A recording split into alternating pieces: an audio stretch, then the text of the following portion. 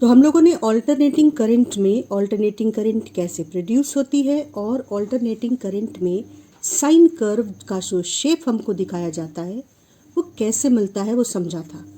आज हम लोग एक इम्पॉर्टेंट लेकिन कंफ्यूजिंग क्वेश्चन को सॉल्व करना सीखेंगे। एवरेज करंट और RMS value of alternating current कैसे कैलकुलेट करते हैं, अगर इक्वेशन दी हो या ग्राफ के फॉर्म में क्वेश्चन दिया हो। तो सबसे पहले एक इक्वेशन ले लेते हैं, I is equal to 2t² plus 1। General equation कि करंट टाइम पर इस तरह से डिपेंड करती है और क्वेश्चन है कि find average current in 5 seconds. तो सबसे पहला काम है, हमें पता होना चाहिए कि I average is total charge phloem divided by the time during which that charge is phloem. तो अब यहाँ पर देखो, हमको चार्ज चाहिए टोटल और कितने टाइम में फ्लो किया वो चाहिए, तब हम एवरेज करंट निकाल पाएंगे। तो हमने I is equal to 2t² plus 1 को लिखा, I को dq बाई dt। अब dq can be written as this expression into dt। अब इसको इंटीग्रेट करते हैं, t इक्वल टू 0 से 5 सेकेंड के बीच इसको, और चार्ज t इक्वल टू 0 पे 0, और 5 सेकेंड के बाद कितना चार्ज बह गया उसकी वैल्यू मान लो कैपिटल Q हो। तो total charge flown in 5 second, इसको इंटीग्रेट करके जो मिलेगा वो हमको मिलेगा कैपिटल Q। और यहाँ पर जब आप इंटीग्रेट करोगे तो 2t² को इंटीग्रेट करो और 1 को इंटीग्रेट करो। तो देखो 2t² को इंटीग्रेट करने से मिलेगा हमको, 2 तो बाहर हो जाएगा, t³ बाई 3 0 से 5 के बीच, और यहाँ पर t 0 से 5 के बीच। वैल्यू सब्स्टिट्यूट करेंगे जब, तो वैल्यू सब्स्टिट्यूट करने पर हमको मिलेगा, टाइम की जगह पहले 5 रखेंगे और फिर 0। अपर वैल्यू रखी देखो तो 250/3 आ गया, और लोअर वैल्यू रखेंगे जब हम t इक्वल टू 0 तो 0 आएगा। इसी तरह से यहाँ पर अपर वैल्यू रखेंगे तो 5 मिलेगा, लोअर वैल्यू रखेंगे तो 0 मिलेगा। तो इसको वैल्यूज़ रखने के बाद सिंप्लीफाई किया तो जो टोटल चार्ज था उसको जब हमने टाइम से during which that charge has been flown उससे डिवाइड किया है, तब हमें एवरेज करंट मिली है। टोटल चार्ज हमको इसे इंटीग्रेट करके ये मिला था। पिछले क्वेश्चन में हमको करंट टाइम के साथ कैसे वेरी कर रही है वो मिला था, और यहाँ पर हमको चार्ज टाइम के साथ कैसे वेरी कर रहा है इक्वेशन में वो मिला है। अब क्वेश्चन कैसे सॉल्व करेंगे, हमको पता है कि total charge divided by the time during which that charge has been flown, वो हमको I एवरेज देगा। तो 2 सेकेंड में अगर हमको कितनी एवरेज करंट है ये बताना है, तो हमको t इक्वल टू 0 पे चार्ज पता हो, t इक्वल टू 2 पे चार्ज पता हो, इसका डिफरेंस डिवाइडेड बाई 2 वो हो जाएगा total charge divided by time. तो t इक्वल टू 0 रखने पर q इनिशियल की वैल्यू आ जाएगी 1, और t इक्वल टू 2 रखने पर q फाइनल की वैल्यू आ जाएगी 4 इंटू 2 8 प्लस 1 दैट इज 9।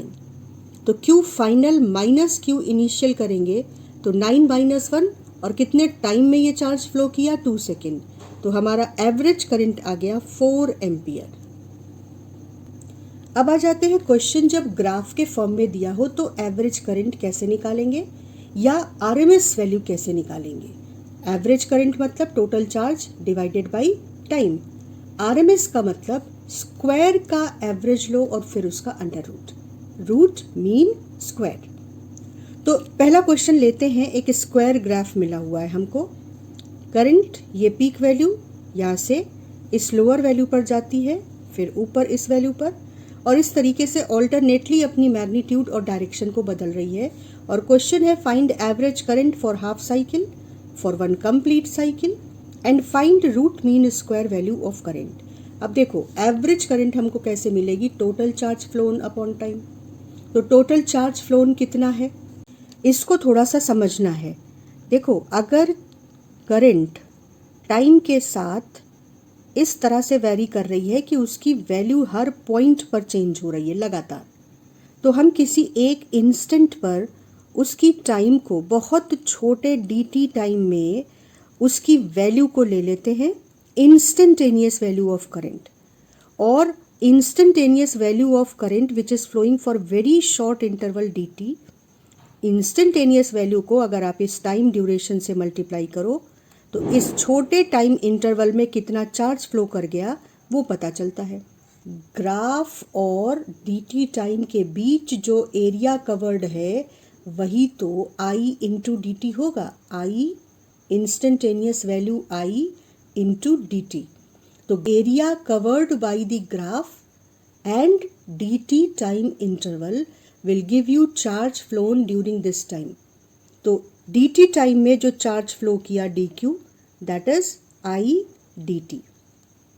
तो टोटल टाइम में कितना चार्ज फ्लो किया, पूरा चार्ज, तो उसके लिए हम 0 से q, ये q है जो टोटल टाइम में चार्ज टोटल फ्लो किया, 0 से q में dq को इंटीग्रेट करेंगे और करंट को हम उस टाइम में इंटीग्रेट करेंगे जिस टाइम इंटरवल के लिए हम करंट चार्ज फ्लो किया चाह रहे हैं।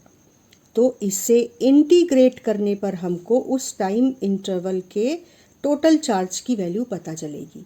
यानी आप अगर देखो तो आप 0 से t टाइम के बीच अगर चार्ज फ्लो पता करना है तो 0 से t टाइम के बीच जो एरिया कवर हुआ है, ये पूरा एरिया और ये पूरा एरिया, उसको ऐड कर देने पर हमको पता चलेगा कि टोटल कितना चार्ज कैपिटल T टाइम में फ्लो हुआ है। और फिर उसको हम टाइम इंटरवल से डिवाइड करेंगे तो हमको एवरेज करंट मिलेगी। तो अब हाफ साइकिल के लिए तो इतना पार्ट हमको वो चार्ज देगा जो हाफ यानी 0 से t/2 के बीच फ्लो कर रहा है। लेकिन फुल साइकिल के बीच जो चार्ज इधर फ्लो कर रहा है उसका एरिया पॉजिटिव आएगा और यहाँ पर कितना चार्ज फ्लो किया अगर हम कैलकुलेट करें I dt से इंटीग्रेट करके तो वो निगेटिव आएगा एरिया। जब टोटल चार्ज फ्लोन निकालेंगे तो 0 से कैपिटल T के बीच टोटल चार्ज फ्लोन 0 आ जाएगा, क्योंकि एक बार एक डायरेक्शन में जाएगा चार्ज और दूसरी बार ऑपोजिट डायरेक्शन में जाएगा। तो इस तरह से average current for whole cycle will be 0। लेकिन हाफ साइकिल के लिए आपको नॉन ज़ीरो वैल्यू इस एरिया की मिलेगी जो ये बताता है कि 0 से t/2 के बीच कितना चार्ज एक पर्टिकुलर क्रॉस सेक्शनल एरिया से फ्लो कर गया। और उसी को जब आप dt टाइम से या टाइम इंटरवल से डिवाइड करेंगे तो charge phloem divided by time interval आपको एवरेज करंट देगा। तो 0 से t/2 के बीच कैसे निकालेंगे area covered by the graph and the time axis, इस केस में उसको सीख लेते हैं। यह एक बात ध्यान कर लें कि जब करंट कंटिन्यूअसली चेंज कर रही है तो टोटल चार्ज को हमें निकालने के लिए इंटीग्रेट करना पड़ता है।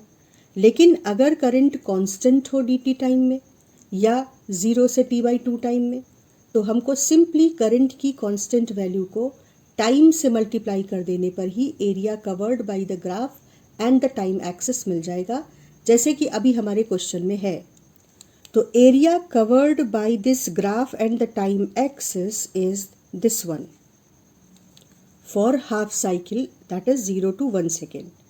1 second to 2 second this area will be negative, क्योंकि चार्ज की डायरेक्शन फ्लो की डायरेक्शन ऑपोजिट हो गई है।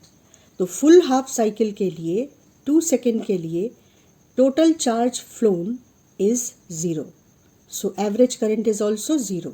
लेकिन हाफ साइकिल के लिए charge flown in 1 second will be current 2 into time 1, that is 2 into 1 divided by the time, charge flown divided by the time.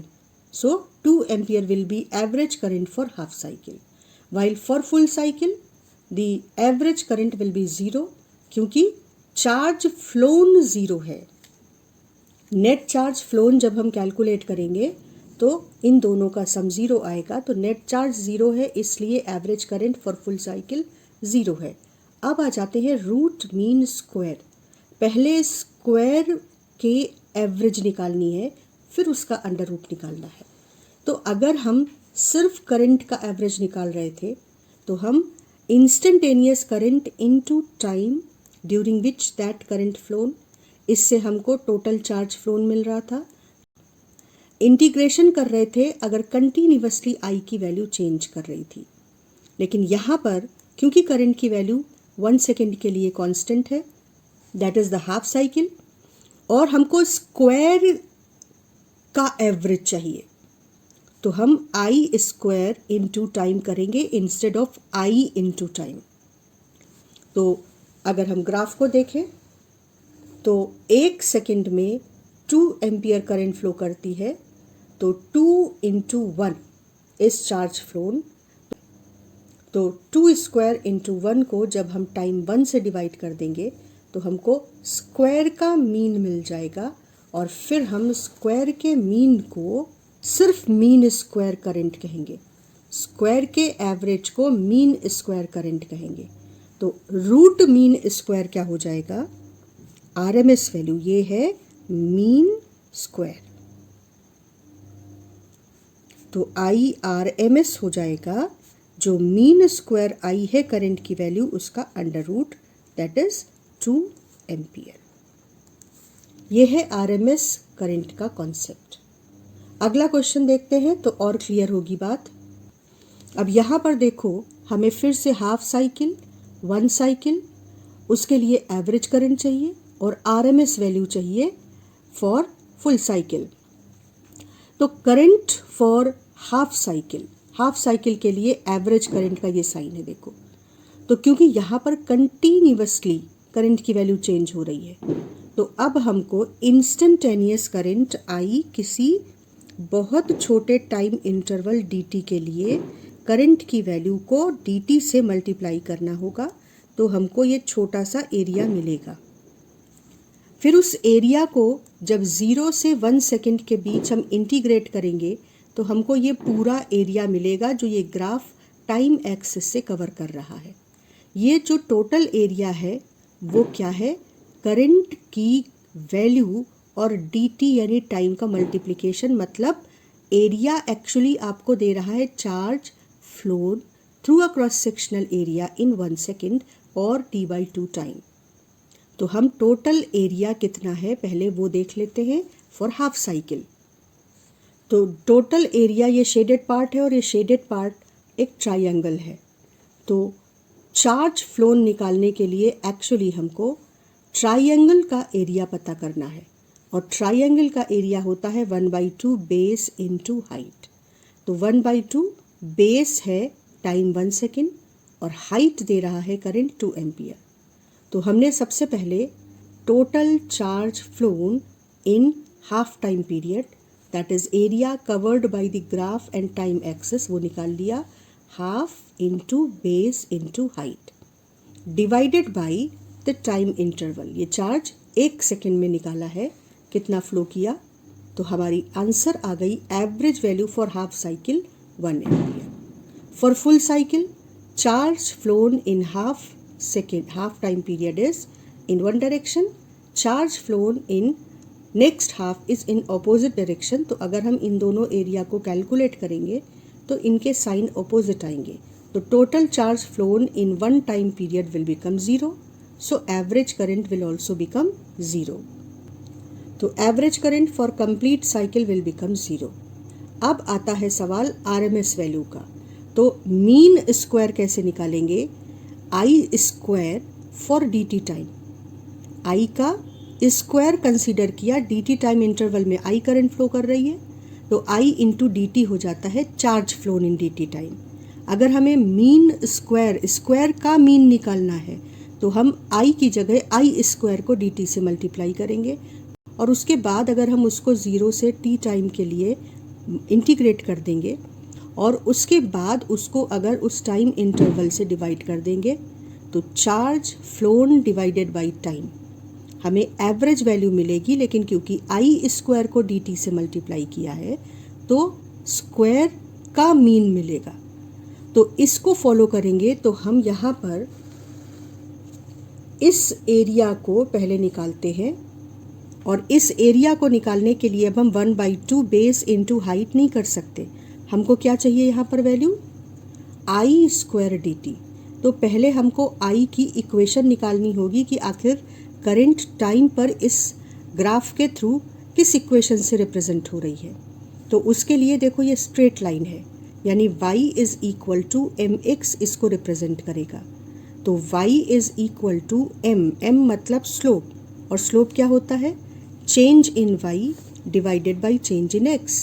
तो change in y is 2 ampere, change in x is 1 second. तो जो इसका m है वो हो जाएगा 2 divided by 1। तो सबसे पहले हम करंट को टाइम पे कैसे डिपेंड कर रही है उसकी इक्वेशन निकालेंगे। उसके बाद आई स्क्वायर की जगह वो इक्वेशन रखेंगे टाइम के टर्म्स में, फिर इसको इंटीग्रेट करेंगे और तब हम टाइम से डिवाइड करके स्क्वायर का मीन निकाल पाएंगे। तो ये थोड़ा ट्रिकी काम हो गया, पर इस तरह के सवाल को कैसे करना है वो अगर आप समझ लो तो लंबा है, लेकिन परेशान होने की ज़रूरत नहीं पड़ेगी। तो इक्वेशन के लिए हमने साइड में देखो लिखा, इसकी इक्वेशन होनी चाहिए y is equal to mx। m हो जाएगा, स्लोप हो जाएगा change in y upon change in x, मतलब 2 एम्पियर और 0 एम्पियर। तो y एक्सिस पर जो चेंज हो रहा है वो 2 माइनस 0 है, और उसके कोरिस्पॉन्डिंग x एक्सिस पे जो चेंज हो रहा है वो 1 माइनस 0 है। तो हमको जो स्लोप की वैल्यू मिल रही है वो मिल रही है 2। तो y क्या है? y एक्सिस पर कौन सी क्वांटिटी प्लॉट हुई है? करंट। तो y की जगह हम लिखेंगे करंट। x एक्सिस पे कौन सी क्वांटिटी प्लॉट हुई है? टाइम। तो x की जगह हम लिखेंगे टाइम। तो जो हमें इक्वेशन मिलेगी वो देखो क्या मिलेगी, y is equal to slope into X axis पर जो टाइम प्लॉट हुआ है। तो ये करंट और टाइम के बीच की डिपेंडेंसी आ गई। अब ये वैल्यू उठाकर हम यहाँ पर आई की जगह रख देंगे। आई की जगह हमने रख दिया 2t। जब आई की जगह 2t रखा तो स्क्वायर उसका हो गया 4t स्क्वायर dt। 4 बाहर आ गया और इंटीग्रेशन में बचा t square dt divided by, ये किस टाइम पीरियड की बात हो रही है? कंप्लीट टाइम पीरियड की, यानी 2 सेकेंड की बात हो रही है। तो अब ये इंटीग्रेशन हमको मीन स्क्वायर देगा और उसका अंडर रूट हमको रूट मीन स्क्वायर देगा। तो 4 इंटीग्रेशन से बाहर आ गया और टी स्क्वायर डी टी का आंसर आया टी क्यूब बाई 3। 0 से 2 के बीच इसको इंटीग्रेट करना है, और नीचे जो टाइम इंटरवल इंटीग्रेशन के लिए लिया था वही टाइम इंटरवल से हमने इसको डिवाइड कर दिया। तो integral I square D T divided by integral D T 0 से 2 के बीच, ये हमारे पास आंसर आया। और सिंप्लीफाई किया 4/3, 2 क्यूब 8, और जब 0 रखेंगे तो 0 डिवाइडेड बाई 2। सिंप्लीफाई करेंगे तो आंसर चेक कर लेना, मेरे हिसाब से 32/6 एम्पियर यानी 16/3 एम्पियर इसका आंसर आएगा। और उसके बाद जब इसका हम RMS निकालेंगे यानी इसका अंडर रूट, तो वो 4/√3 एम्पियर आ जाएगा। तो वो जो ग्राफ दिया था उसकी RMS वैल्यू इस तरीके से इतने प्रोसेस को फॉलो करने के बाद आएगी। अब हम आ जाते हैं अपने ऑल्टरनेटिंग करंट के शेप पर। इसकी half, full, average value current की कैसे निकालेंगे और रूट मीन स्क्वायर वैल्यू कैसे निकालेंगे। तो सबसे पहले हम अपने करंट के और टाइम के शेप को ध्यान कर लेते हैं। पिछले क्लास में हमने ये शेप कैसे मिली जब कॉइल मैग्नेटिक फील्ड में घूम रही थी उसको सीखा है। आज हम इसको आगे फर्दर एनालाइज करेंगे। तो हमने देखा था कि अगर सीधे सीधे हमको चार्ज फ्लोन नहीं मिल रहा है तो charge phloem divided by time ये हमको करंट का एवरेज वैल्यू देता है। सीधे नहीं मिल रहा है तो हमें इंटीग्रेशन का यूज़ करना होगा। तो एवरेज करंट का जो जनरल फॉर्मूला है वो होगा integration I D T divided by time. Half cycle तो 0 से t/2, फुल साइकिल तो 0 से t। और ये जो वैल्यू है, ये इंटीग्रेशन की वैल्यू, ये एक्चुअली है क्या? ग्राफ और टाइम एक्सिस के बीच का एरिया। तो यहाँ पर अगर फुल साइकिल के लिए हम लेंगे तो ये एरिया पॉजिटिव आएगा और ये एरिया निगेटिव आएगा, और टोटल चार्ज फ्लोन 0 हो जाएगा, net charge flown in particular time t। तो average current for full cycle 0 हो जाएगी, लेकिन हाफ साइकिल के लिए ये जो एरिया है ये 0 नहीं होगा। तो इस एरिया को हम I D T between 0 to t/2 integrate करके कैलकुलेट कर पाएंगे, क्योंकि करंट कंटिन्यूसली चेंज कर रहा है।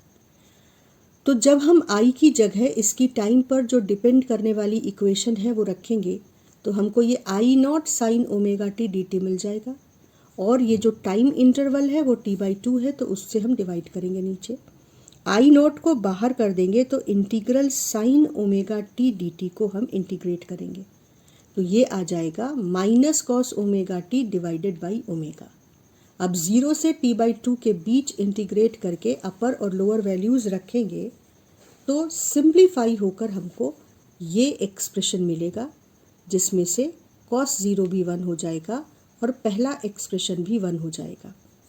तो जब आप ऐड करोगे इसको तो आपको 2 मिलेगा, और सिंप्लीफाई करने पर I naught by pi by 2 ये average current for half cycle मिल जाएगी। और ये वैल्यू क्योंकि बहुत इम्पॉर्टेंट है तो ये हमको मार्क करनी पड़ेगी अपने एग्ज़ाम के लिए कि ये हमको याद होनी चाहिए।